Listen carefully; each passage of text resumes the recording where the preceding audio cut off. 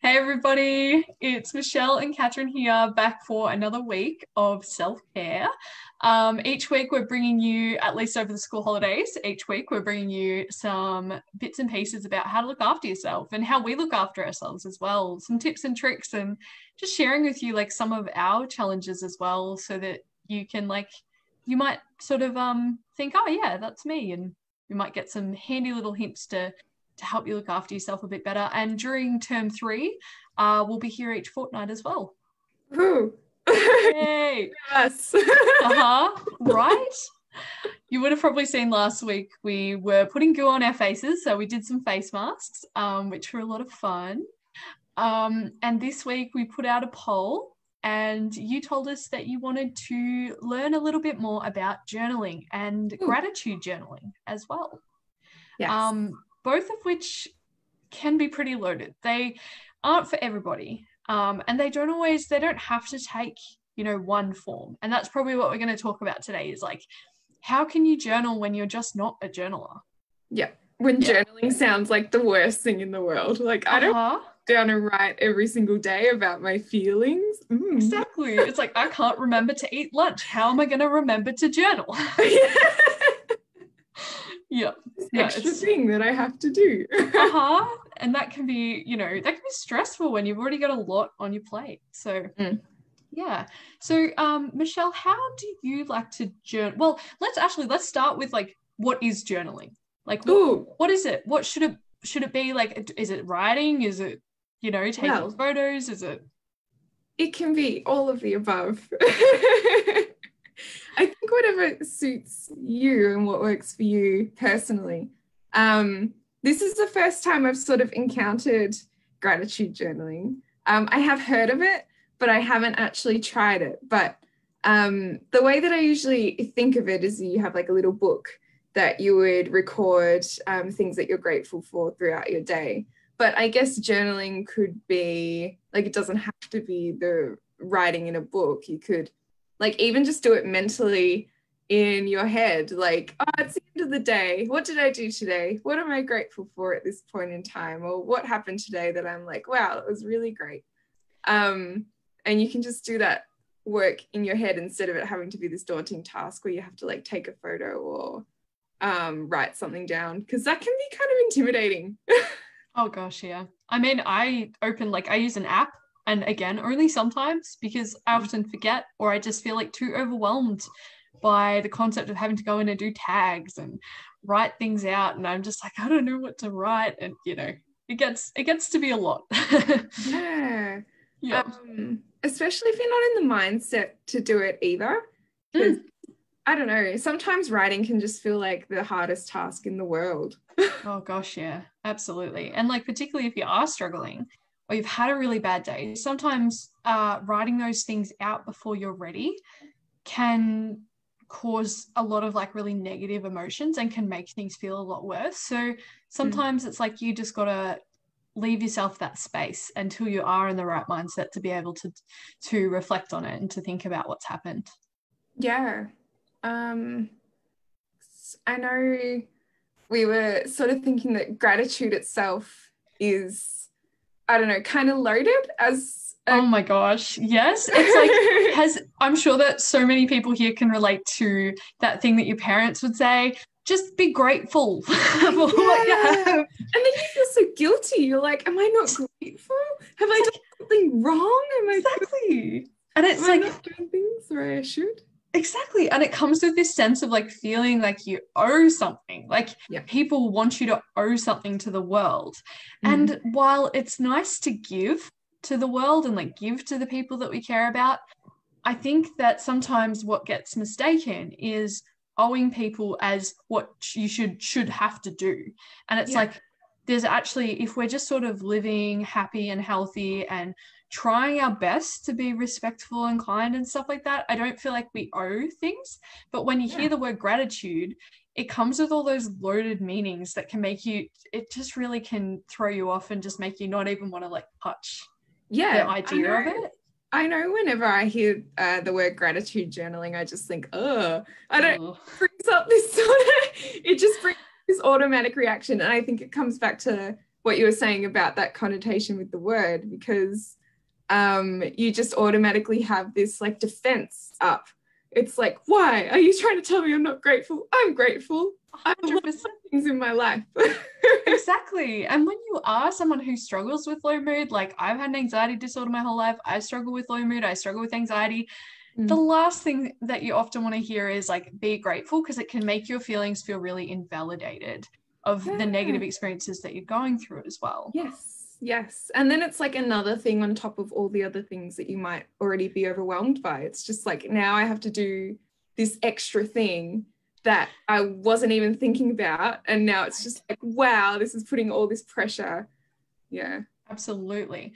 And of course, it's like the other side of that coin is that they've shown that people who like regularly reflect on things that they're happy about, that they are, let's reframe the word, that they're appreciative of in their life, that they appreciate, are more likely to help with their moods and like improving their moods and their ability to like connect and to deal with like mental health challenges and things like that. Like it helps a lot with resilience.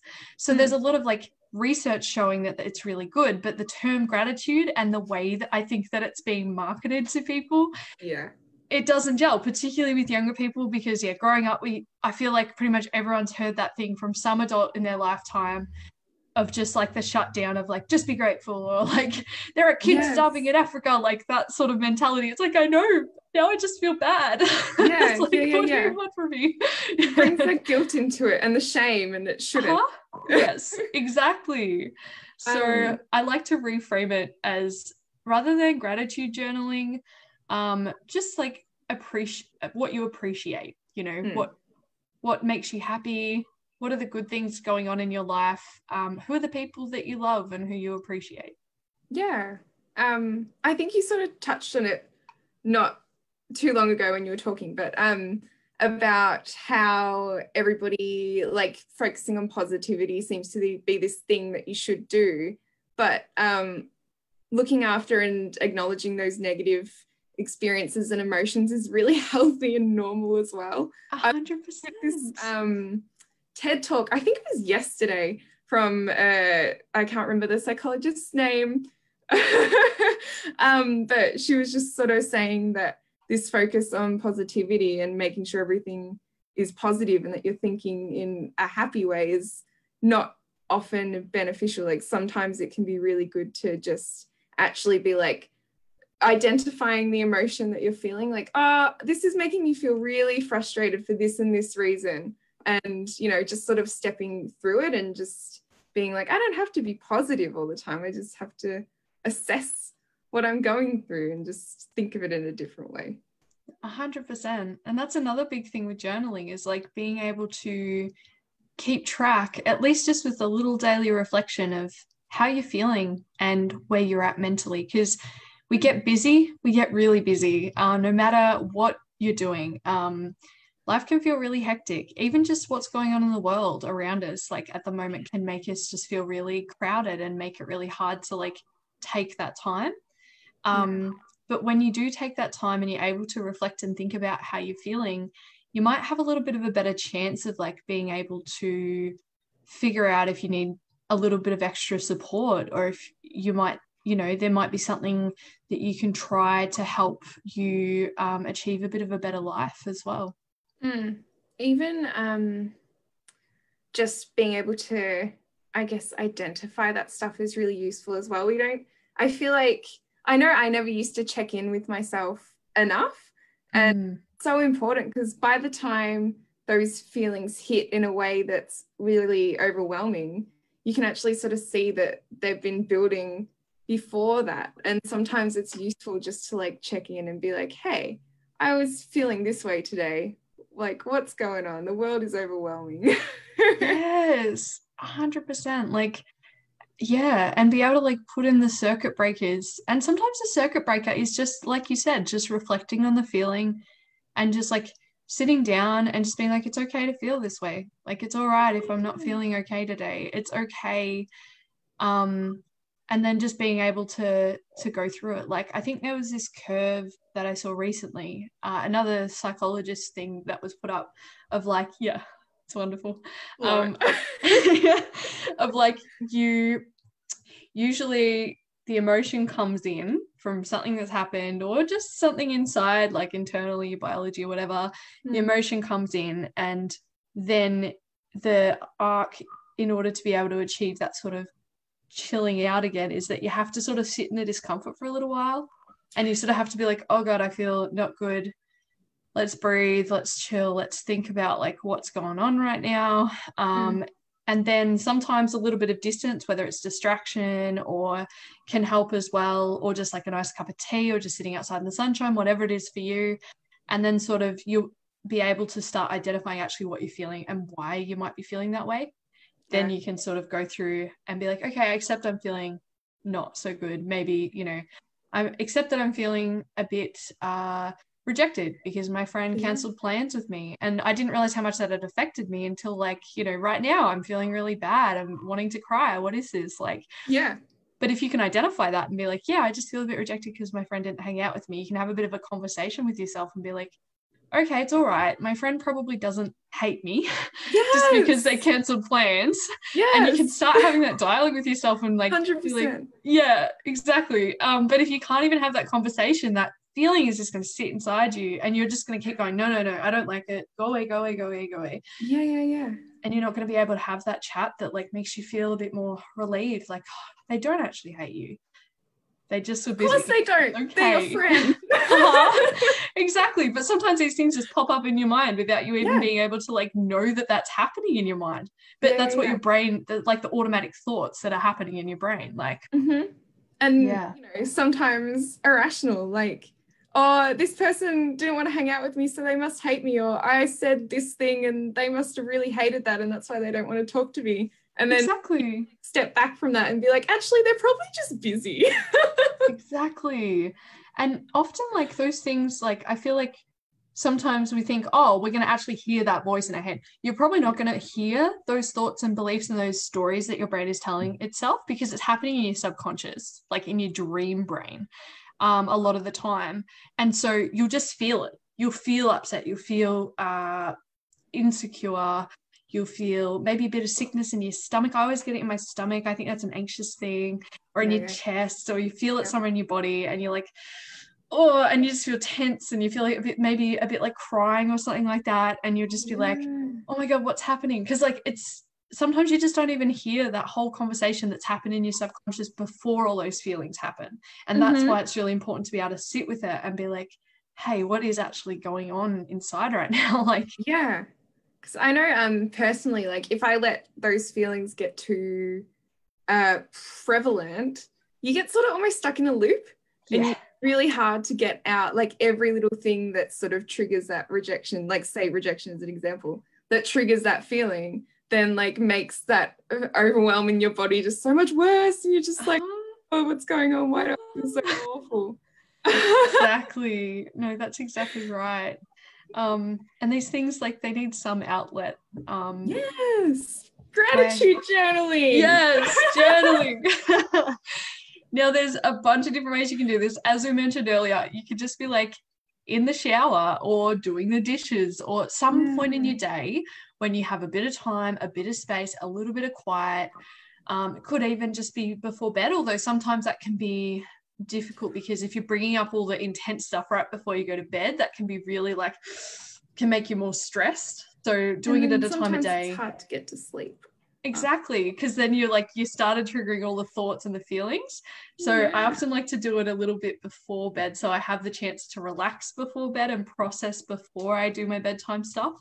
So so like maybe I find my nighttime shower that I have after dinner, doing the dishes after dinner again, that sort of time tends to be pretty good. But it could be in the morning. You could reflect back on your previous day in the morning of the next day as well. Once you've had time to sleep and rest and get a fresh perspective, that can always be good too. I know for me personally, in terms of gratitude journaling or appreciation journaling, and just identifying things that I appreciate, I find I usually do it during the day. I try almost after it happens. It's like if I've had a really awesome moment with a friend or had a really good conversation or something, a good encounter or something's just gone really well, I'm like, wow, that was really great. This is really cool to have that happen in my day, just like in my head.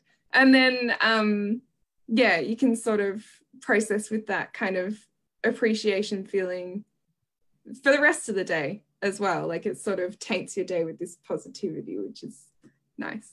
yeah, true. Sometimes I feel like sometimes we think we got to move on to the next thing. And I mean, there's a lot of research that shows that our memory and our emotional memory is tied into our emotions and how we're feeling. So like if we feel really strongly, like negatively throughout the day, we're going to remember those moments a lot more than things that are just neutral.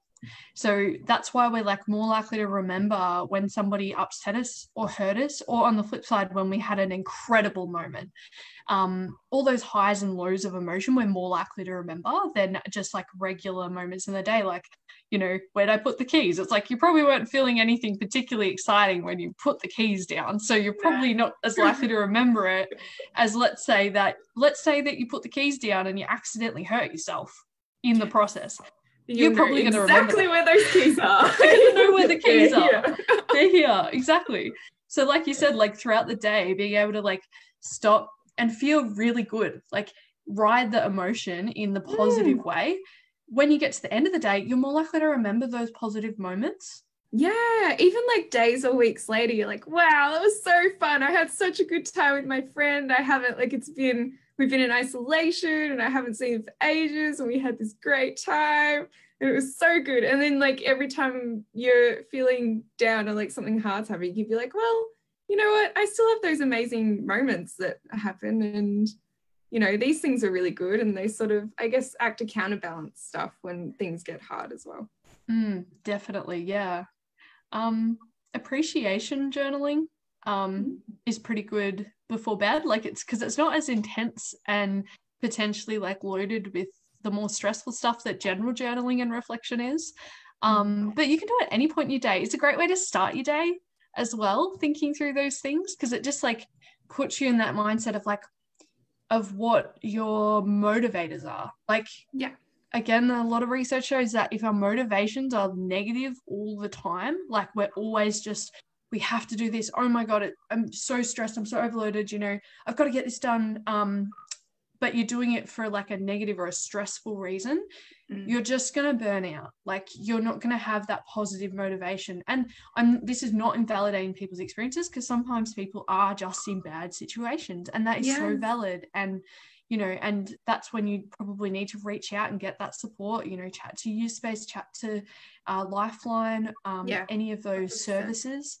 But when you're able to like start your day off remembering what your motivators are, like, you know, it might be your significant other, your best friend, your cats, your pet, the things that you love and the things that actually like matter to you, you're more likely to be able to achieve things sustainably without burning out as well. There you go. See, I didn't know that. It's all really interesting how your mind affects like everything that you do. It's kind of incredible. Like logically it makes sense, but you also just completely forget that that's a thing. 100%. And the emotional mind isn't super logical. Like it has its own logic. It has its own web. I think it's more like, if I imagine the emotional mind and like the subconscious mind, which are pretty interlinked, I think, it's more just like a big sort of, you put a bunch of paint and you just sort of mesh it up with your fingers. That's sort of like how I imagine it in my head. It has its own logic. Exactly. Yes. It has its logic, but that logic isn't always super apparent. Yeah. And you can't help like how you react to things as well. Like sometimes it just is what it is. 100%. Like, yeah. And that's the thing. It's like, it's not the reactions, like the emotional internal reactions that matter as much as what you do with them. And I think that's where journaling and reflection can be really helpful too. Like none of us are perfect. Oh my God, it's taking me such a long time. Yeah, exactly. Impossible. And also, like, it's taken me such a long time to develop emotional regulation. Like, I was a kid that really struggled. I'm a very sensitive person. And so I really struggled pretty much my whole life with emotional regulation. It's only sort of in the last couple of years that I've really gone on the journey to like understanding my emotions a bit better and like being able to process them a bit better. And part of that is remembering that your internal reaction to something, the emotion that pops up, that's just a lot of the time out of your control. It's what you do with it that's in your control. Yeah. I'm similar. It's taken a while to get to a spot where I feel more able to be aware of what I'm feeling and why. And it's still hard. Like sometimes you just have the reaction and it's really hard to step back and be like, okay, I'm feeling this way because of this, this, and this. Or like defying the feeling. Sometimes you just like, I'm frustrated, but it's usually a bit more than that. And sometimes it's hard to like step back and be like, why though? Exactly. No, exactly right. Yep. I feel like it's almost like, you know, with like thunderstorms, how you've got the delay of like the sound waves reaching you and the light reaching you. I feel like that's how it is. It's like there's this delay where the emotions reach you so quick, like the light, but all of the logic and like the actual reasons why take longer to catch up. So if you see the light and you react to that before you actually hear the sound, then you're not going to have the full picture of what's actually happening, if that makes sense, before you react to it. Yeah. Being able to like just have that ability to just wait is so hard, because you do have to sit in that emotion and that discomfort and be like, oh, I want to do something with it. It's telling you. It. Sometimes you don't wanna. You just wanna. You're like, this feeling is making me want to cry and want to do this. Exactly. Or want to like, you know, just clench my whole body up and get so mad. Like, yeah. It's so, it's hard. And it's not about denying those emotions. It's just about being able to sit in them and be like, it's okay. It's okay that I'm feeling this way. Like, let's just process for a bit until we can figure out what to do with it. Yeah. And I think appreciation journaling comes back to that as well, because sometimes it's nice just to appreciate, like, okay, I appreciate that I'm feeling this way. It's okay to be like, this is actually fine for me to feel this way. And I appreciate that I can acknowledge that I'm feeling this way, which is like a nice thing to journal about. It is. It is. I never thought that I would be appreciative of my anxiety, because anxiety feels, most of the time, just feels horrible, to be honest. But I think over the years and like over the time that I've got to know myself a lot better, I have started to feel appreciative for the very unique things that my sensitivity and that my anxiety allows me to do. Like, it allows me to have like incredible foresight that that a lot of other people don't have because they don't have anxiety. It allows me to be able to be more self-aware. It has put me on a path where I have to be more self-aware in order to cope and in order to function and those sorts of things. So it's bizarre. There's always sort of the shadow side and the light side of everything. And journaling allows you to see those things. For sure. It allows you to just step back. I think it's just that ability to be able to be like, okay, this is the thing that's happening and I'm here and I can look at it from this angle and look at it in a different way than like you usually would, instead of just auto-reacting. Although, you know, auto-reacting is fine too. I've definitely been the person who's like, I'm sad and I want to cry, and then I cry. And then often like that makes me feel better, to be honest. Oh gosh, yeah. And it's so cathartic. It helps us. It's, you know, it's been shown that crying puts in like, but it's basically the same effect as like a painkiller on the brain. Like the brain's creating chemicals that help it to feel better, to help it relieve the pain that you're experiencing. And it does lead to relief. Like, I mean, obviously if it's interfering with your ability to do stuff, like that's probably when it gets a little bit next level. But just being able to cry when you're sad, like it's pretty important. Yes. Showing emotions, experiencing them, and then appreciating them and journaling about them. For sure. Gosh, we sound really like new age. I'm like maybe we need to add a disclaimer, like we are not counselors or psychologists. God, no. Everyone knows this is just like all completely opinion. Yep. I'm just gonna look at the group and see if we have any like interactors. Yeah, sounds like a plan. But it looks like no, that's okay. Hopefully some people watch it back a bit later and they might benefit from it as well. Yeah. I want to show you some pretty things from this book that I have. Please do. The Art of Gratitude. Or we can just like rename it The Art of Appreciation. I love that. Today. Yeah. But this book is really pretty. I'm just trying to find some pretty quotes in here. Look. Oh. See, there's lots of things.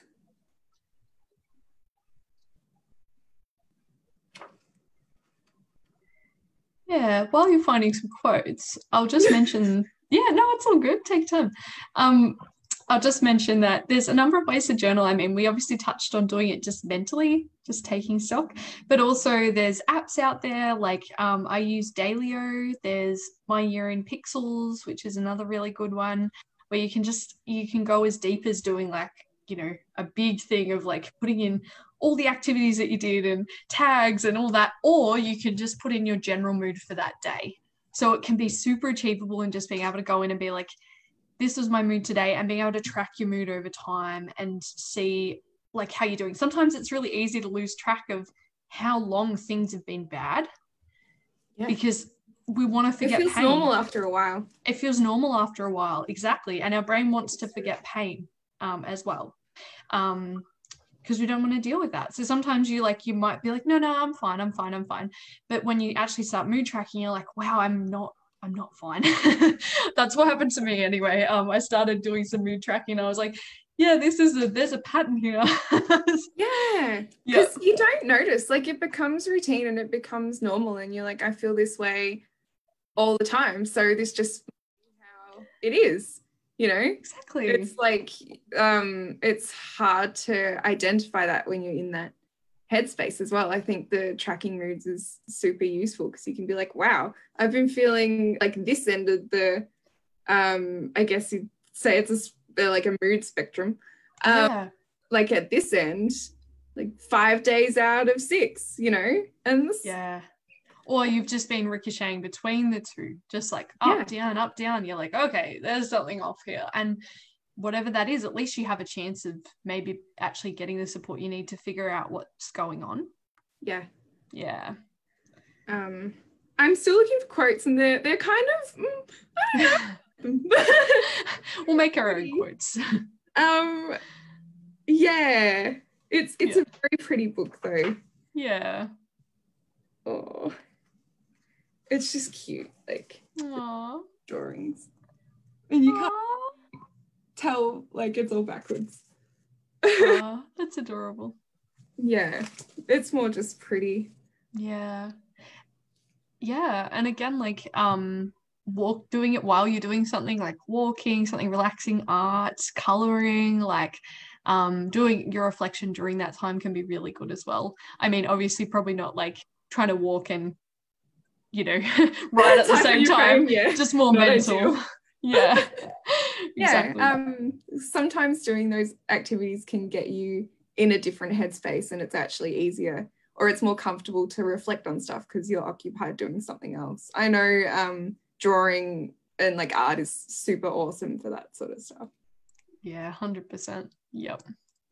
The other ways of journaling, so if you're a pen and paper person, which we haven't touched on a lot because it's sort of the traditional way, but if you're a pen and paper person, you can do the same. You can do mood tracking you can get like a little diary and just put in generally just like a couple of words to sum up how you felt, or you can create a scale. You can be like, if 10's amazing and 0 is absolutely terrible, where did I sit today? It can be as simple as that, or it can be as complex as doing a whole entry or anything like that as well. But just do what works for you. I think that's the takeaway here. Just find a time every day or every few days just to sort of reflect and like figure out what's been going on for you. Yeah, even if journaling, it doesn't even have to be like lengthy prose or something like that. You can just do a couple of dot points, like have a heading, what did I appreciate today, and just have like 3 quick little dot points. You know, exactly. Yeah. friends, family, food. That could be it. Honestly, that's a lot of what mine is. It's just dot points because I get a lot of time. So I'm just like, I'll just quickly note it down. Like, yeah. Even that simple thing can sort of trigger those like appreciative emotions, and you can look back and be like, yeah, that was really cool. Great. Food. Yeah, exactly. That's exactly right. And sometimes, you know, those things are the things that keep you afloat and they keep you going during the hard times. Just those little things of like, I had a really good meal with a really good friend, or just little things in your day. It doesn't have to be really big, amazing things. Yeah. I think we covered it all. I feel like we're there. Yeah. Oh, golly, our conversations. Oh, my goodness. They're so good. They're so good. They are. Well, we hope you got something out of this. Yeah. Take what works for you. Leave what doesn't work for you. That's leave what all it's of it about. if none of it works. Exactly. Leave all of it. Just be like, yo, get out of my feed. Like, it's okay. We're not going to take it personal. We would be offended.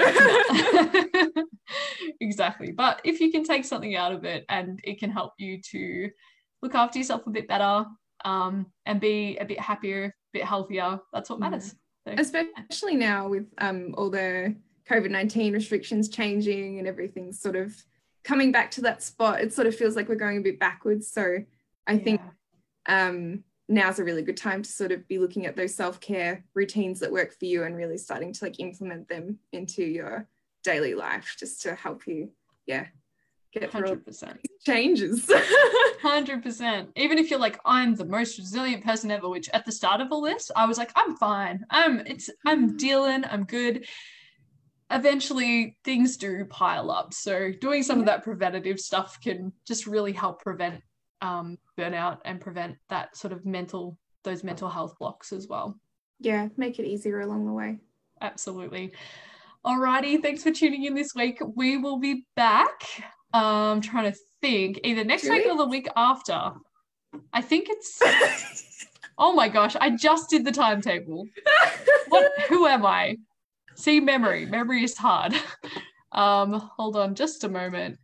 We will be back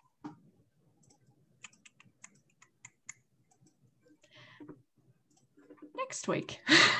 Hey, next week. See you all next week. Make sure you answer the poll as well. Otherwise, we'll just start doing random things. And you will have no choice. Oh dear. Yeah.